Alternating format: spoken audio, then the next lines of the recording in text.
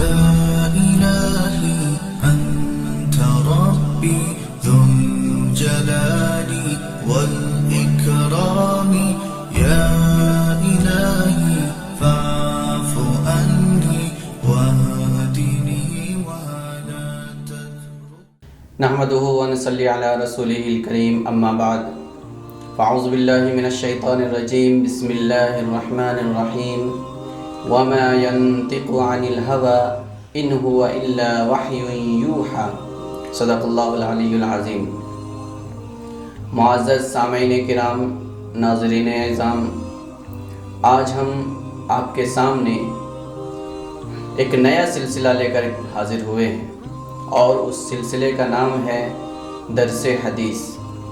درس حدیث کا مطلب ہے رسول اللہ صلی اللہ علیہ وسلم کی زندگی میں جس طرح کے حالات تھے، ان حالات میں اللہ تعالیٰ نے آپ صلی اللہ علیہ وسلم کو کس طرح سے رہنمائی فرمائی اور آپ صلی اللہ علیہ وسلم نے صحابہ کرام کے ساتھ کس طرح باتیں کی، صحابہ کرام کے ساتھ کس طرح سے کام کیا اور صحابہ کرام کی کس طرح سے رہنمائی فرمائی، جس کی وجہ سے ایک ایسا سماج اور بہترین معاشرہ تشکیل پایا جس کی مثال رہتی دنیا تک پیش نہیں کی جا سکتی ہے.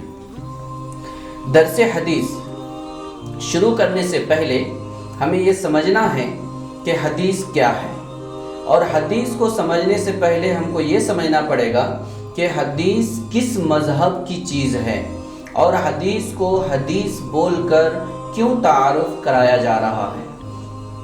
اس کے لیے ہمیں یہ سمجھنا ہے کہ اسلام اللہ تبارک تعالیٰ کا اتارا ہوا ایک نظام ہے اور اس نظام کی بنیادیں دو چیزوں کے اوپر ہیں، مطلب ان دو چیزوں سے بن کر اسلام کا نظام مکمل ہوتا ہے. اس میں سے پہلی چیز ہے جس کو ہم قرآن کریم بولتے ہیں.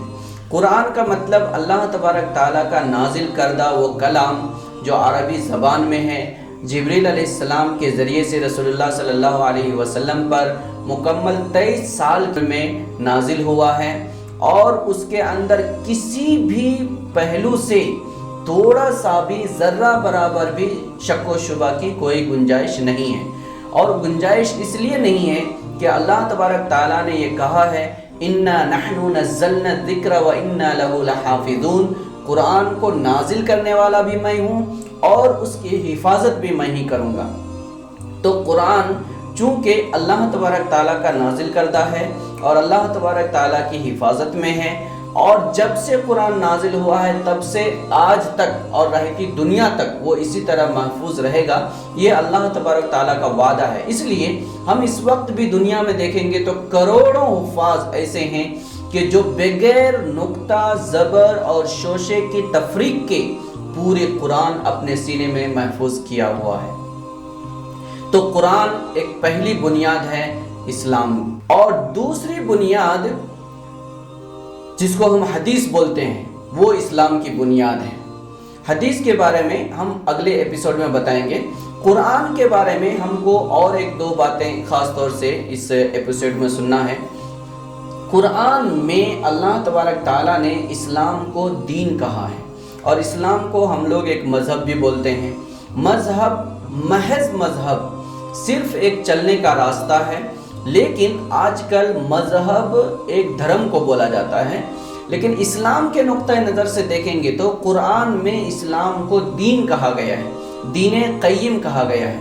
اس کا مطلب ہوتا ہے صرف راستہ نہیں بلکہ ایسا مضبوط اور سیدھا راستہ جس پر چلنے والا کبھی بھی گمراہ نہیں ہوتا، کبھی بھی ناکام نہیں ہوتا اور کبھی بھی ذلیل نہیں ہوتا. ایسے ایک مذہب کا نام اسلام ہے، اس کو دین قیم کہا گیا ہے. تو ہم کو دین قیم جو اسلام ہے وہ دین قیم کیوں کہا گیا ہے وہ بھی معلوم کرنا چاہیے. دین کا معنی آتے ہیں ضابطے کے، راستے کو بھی بولتے ہیں لیکن باضابطہ راستے کو بولتے ہیں دین. اسی لیے دین کی تعریف علماء کرام نے کی ہے وَقَانُونٌ إِلَٰهِيٌّ مُنَزَّلٌ مِّنَ اللَّهِ تَعَالَى لِهِدَایَةِ النَّاسِ. اللہ تبارک تعالیٰ نے ایسا ایک ضابطہ نازل کیا ہے رسول اللہ صلی اللہ علیہ وسلم کے اوپر جس پر انسان زندگی گزارے گا تو وہ صحیح رخ پر چلے گا، اسی کو دین بولتے ہیں۔ حدیث شریف کے اندر آتا ہے، حضور صلی اللہ علیہ وسلم نے فرمایا ہے، اور خود قرآن کریم میں اللہ تبارک تعالیٰ نے فرمایا ان ھذا القرآن یہدی للتی ہی اقوم، یہ قرآن وہ ہے، وہ کلام ہے، وہ ضابطہ ہے، وہ اللہ تعالیٰ کے جو انسان کی صحیح رہنمائی کرتا ہے، یعنی قرآن کے اوپر چلنے والا انسان کبھی بھی گمراہ نہیں ہو سکتا ہے۔ اس لیے ہم کو ہر وقت، ہر لمحہ اور ہر فیلڈ میں، ہر شعبے میں، زندگی کے ہر احوال میں ہم کو یہ کوشش کرنا ہے کہ قرآن کے مطابق ہماری زندگی گزرے۔ قرآن کی رہنمائی کے خلاف اگر ہماری زندگی گزرتی ہے تو ہم اسلام کے خلاف زندگی گزارنے والے ہو جاتے ہیں۔ اس لیے ہم کو یہ فرض سمجھنا ہے کہ اسلام کی بنیاد دو چیزوں سے بن کر کے قائم ہے، اس میں سے پہلی چیز قرآن ہے اور دوسری چیز حدیث ہے۔ اس کا مطلب قرآن میں جو بھی نازل ہوا ہے وہ من جانب اللہ نازل ہوا ہے۔ اللہ تبارک تعالیٰ نے ایک فیصلہ کیا، لوح محفوظ میں اس کو محفوظ کیا، پھر وہاں سے تھوڑا تھوڑا کر کے رسول اللہ صلی اللہ علیہ وسلم کے اوپر احوال اور ضروریات کی بنیاد پر نازل فرمایا ہے، جو مکمل 23 سال کی مدتوں میں نازل ہوا ہے۔ یہ رسول اللہ صلی اللہ علیہ وسلم کے اوپر جو قرآن نازل ہوا ہے اس میں دو چیزیں مطلوب ہیں، ایک ہے اس کے اوپر عمل کرنا اور دوسرا ہے اس کی تلاوت کرنا۔ تلاوت بھی مطلوب ہے، اسی لیے اس کو وحی متلو کہا جاتا ہے، اور اس کے اوپر عمل کرنے کے لیے قرآن نازل ہوا ہے، قرآن محض تلاوت کے لیے نازل نہیں ہوا ہے۔ اس لیے ہم کو یہ کوشش کرنا ہے کہ اس کی تلاوت کے ساتھ اس کا فہم حاصل کریں اور سمجھ کر کے اس کے اوپر عمل کریں۔ جب تک ہم عمل نہیں کرتے تب تک قرآن کے نزول کا مقصد پورا نہیں ہوتا ہے۔ اور اسلام کی جو سب سے پہلی بنیاد ہے قرآن کریم، یا دین قیم کی جو سب سے پہلی بنیاد ہے، وہ دین مکمل نہیں ہوتا ہے اگر ہم قرآن کو سمجھ کر اس کے مطابق زندگی نہیں گزارتے ہیں۔ قرآن کے سمجھنے کے لیے اللہ تبارک تعالیٰ نے خود فرمایا ہے وَلَقَدْ يَسَّرْنَا الْقُرْآنَ لِلذِّكْرِ فَهَلْ مِن مُدَّكِرٍ، ہم نے قرآن کو سمجھنے کے لیے اور یاد کرنے کے لیے آسان کر دیا ہے، تو کیا کوئی یاد کرنے والا اور اس کو سمجھنے والا ہے؟ اس کا مطلب کیا ہے؟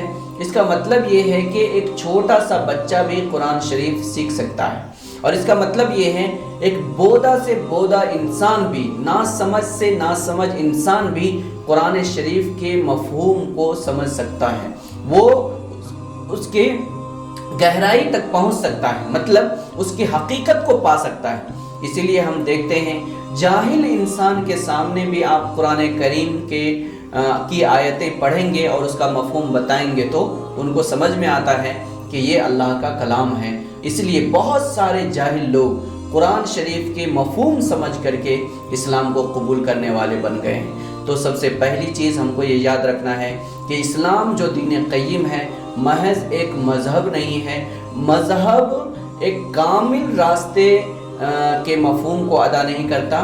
دین قیم بولیں گے تو ایک باضابطہ، ایک مکمل اور نقص سے پاک راستہ جو اللہ کی طرف سے نازل کیا گیا ہے، اس راستے کی ترجمانی دین قیم کرتا ہے۔